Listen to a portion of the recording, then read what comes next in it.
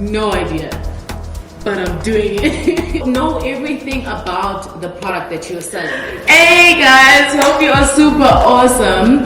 It's Aya here on Money Mindset Monday, right? Agent tips, right? You want to be the best rental or retail agent in town, right? These are the tips that are coming from me, bottom of my heart, and just thought I should share them with you guys so that you can know what you're doing when you're out in the streets trying to help people find their perfect home. So I just wanted to share a fun fact with you guys.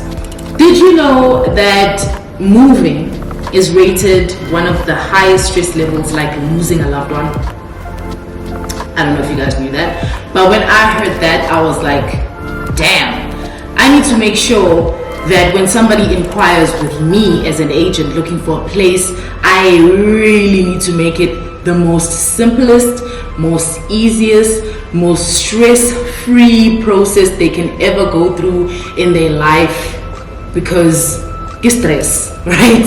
So how do you go about doing this, right? First of all, the first thing that you need to do is know your product. If you're selling lofts, you need to know your lofts from head to toe, prices, sizes, square meters if you can take it that far. You know, like, I'm not a mathematical person. If somebody starts asking me about square meters, I'm like, you know what, come through and view it, because I don't know, right? Be honest. So know everything about the product that you're selling. If it's a 2-bedroom, you need to know where the sun rises, where the sunset is, which one is positioned in the best place, what's available, what's not available. You know, you need to know your product. You need to know your product. If I wake you up at 2 a.m. in the morning and I'm like, I'm a customer, I'm looking for a three bedroom, I have a 7K budget, you can say, that side this way, go this way now, and this is what's happening there. This is how you apply for it in your sleep, right? You need to know these things, know the buildings, know everything about it. Why? Because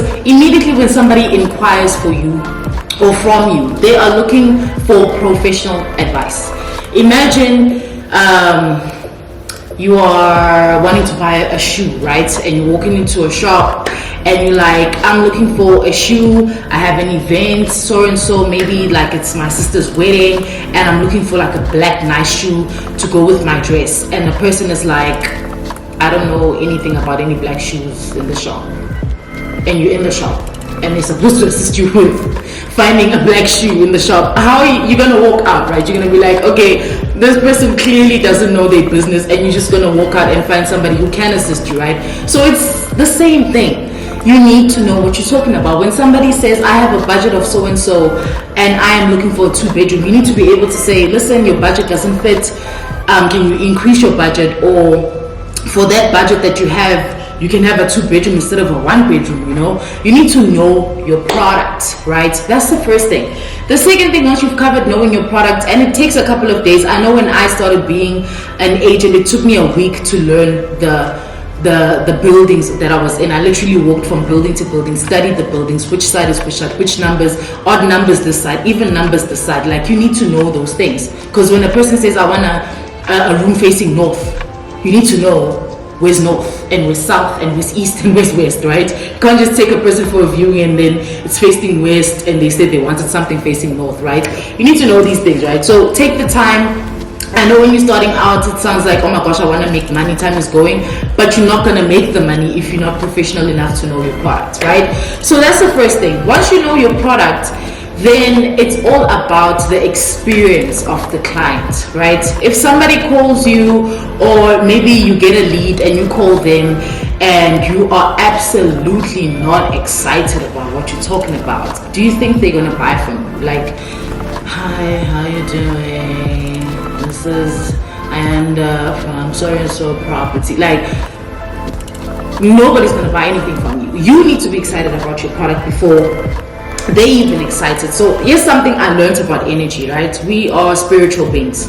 If you said immediately somebody else that you meet, they're also going to be like offish towards you, right? If you're excited inside, immediately when you meet somebody on the outside, they're going to be excited and they don't even know why. So if you as a human being control the emotions of what's around you, you need to just choose to be excited about what you're doing. You need to choose to be excited. You need to choose to be happy. You need to choose to be enthusiastic about your work every single day, because even if it's over the phone, a person can tell that this person is not interested in helping me, or they're not a vibe, right? People buy into your energy. People buy into happiness. And especially since it's a more stressful thing to move, if you're excited to do it, they're going to be excited to do it with you. I mean, I've had clients, they move in and then they're like, a month later, I don't like this place. I don't actually know why I chose this place. And I'm like, well, because you were just excited and I was excited. Everybody was excited. So you bought it, right? So it's just the way the world works. It's one of, I don't know, God's laws, put it that way. But be enthusiastic about your work, right? When you pick up the phone, I don't know, jump up a trampoline, go run, exercise, jump up and down. I don't know what you need to do, but before you even pick up the call to tell anybody about anything that you know about, make sure that your energy is in the right place, right? And that way it's very easy to convince a person to get whatever it is that you tell them to buy. First of all, they are looking for a place, yes, but they need to feel like, this person is enthusiastic about their work and they want to help me, right? Okay, you know your product, you know that you need to psych yourself up before you even pick up a call, right? The third thing is, when you are doing a viewing with somebody, you want to look professional, right? You want to look like a very serious person who's going to help them get a very serious place. Moving is a very serious decision. So if you're coming there and you're a sloppy Joe, immediately that person is looking at you like, hey, I don't know if this person is going to help me to get standards, even if people don't look like they have standards, everybody has standards, right? So you just need to arrive, your hair's neat, you've got earrings on, you're wearing, your uniform neatly, it's ironed, it's not wrinkled, you've got your pants or whatever, skirts, whatever. You just need to look the professional person that's about to help them make the biggest move of their life, which is taking money and moving to an apartment, whereas they could just stay where they are or go somewhere else to another company, right? So you need to make sure that you're presentable, you look neat and tidy and on point, and you mean business. When somebody looks at you, they need to see business, like this person means serious business, right? You can't just walk out of the house, no matter how frustrating your morning was. Get dressed, look nice, be presentable, work on your energy. Energy is contagious, right? So that's the third thing. The fourth thing is be on time. I'm sure we all have phones, we all have systems that we work on. Set it so that when you know that you have an appointment at 2 o'clock, you are there at 1:30. Why? Because you want to check that apartment. They said they wanted something that's facing north. They said that they require 2-bedroom. They said that they needed to be this and that and the next thing. And you promised them that when they come for a viewing, they're going to see what you said they're going to see and what they wanted, right? So you need to be there 30 minutes before. Check the unit. Is it facing the direct? If you can't find a unit that's facing there, they need to know on the phone while they're still on their way. Listen, I cannot find an empty unit. Listen, somebody just took it yesterday or this morning or whatever. Lie to them or whatever. Just say, no white lies don't hurt anybody. I'm not saying just lie completely, but you're there 30 minutes before. They're not there. You can see what's happening. If there's dirt, it's dirty. You just clean it up. If the cushion is not facing the right way, you make it face the right way. You check the bathrooms. You check the lights. Is there lights in the building? You make sure that when they walk in there and they see this thing, it's on point, right? It's not just like you came in there and then, oh my gosh, the hinges of the door don't work correctly. Immediately that person is looking at like, this is like some other thing, but why you didn't check before the person came? Be there 30 minutes before, check everything is okay, check everything is fine, then go wait for them outside. They should find you waiting for them, not the other way around. What this does is that it gives you, if they don't pitch, let's say for 30 minutes you've been there waiting for them. Literally a viewing shouldn't take 30 minutes. It should take like 10 minutes.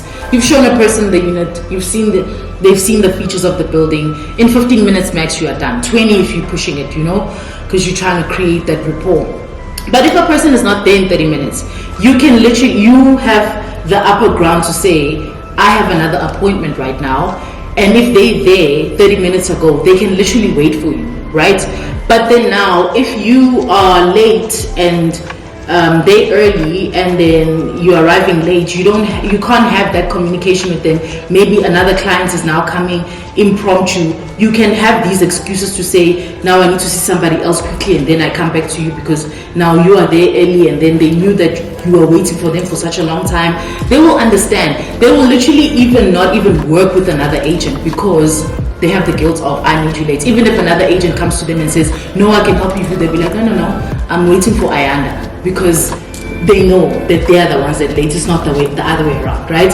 So these 4 things, right, are some things that I've seen works really well for me, right? And you just need to make it a whole experience. And don't forget that person is another human being. It's, we're in sales, you're going through numbers, but when you're doing the viewing as well, which is the 5th thing, get to know them. Where are they staying right now? Why do they want to move from where they're staying? Why are they even looking? And what their responses are going to give you a great selling point as well. Or maybe the electricity is too expensive, or maybe they don't like the landlord, or maybe it's just too far from work, or like just find out why they want to come here. And that will be the greatest selling point. Oh no, like some of the buildings that we have for the company that I work for currently, some of them have pumps, so they don't have geysers inside. Oh no, the electricity is too expensive. Perfect, electricity here is prepaid. You don't have a geyser, you're saving on electricity, you've got a pump. Now you have a selling point to them. Or they just tired of staying with their mom or stuff like that, I'm just tired of staying at home. Like, great, I also like my own space, Now you have that relationship with that person. And it is so easy to get documents, it's so easy to get the money, it's so easy to get them to pay, to move in, no problem. Why? Because you've been that helping hand. From the time you've made the phone call, you were energetic, you were enthusiastic, you knew your business, you knew your product, you know exactly what it is that you're selling them, you're arriving on time, you look professional, you get to know them, you're a friendly person, and boom. What happens out of that one person? They will say, you know what, a cousin of mine also wants a place to stay, and since you helped me so nicely, would you please help her? That cousin of yours leads to another friend and another friend, and then guess what? Now you have like a bunch of clients who are just wanting your services because you are so damn good at what you do, right? So those are my 5 tips for today, guys. I hope this really helps. Look, we're in the sales business. We need to know what we're doing. We need to be professional about it. There's no time to play around and do games, right? So I'm going to see you guys next Monday on Money Mindset Monday. I hope these advices really help. Remember to take action. Don't just sit there and listen.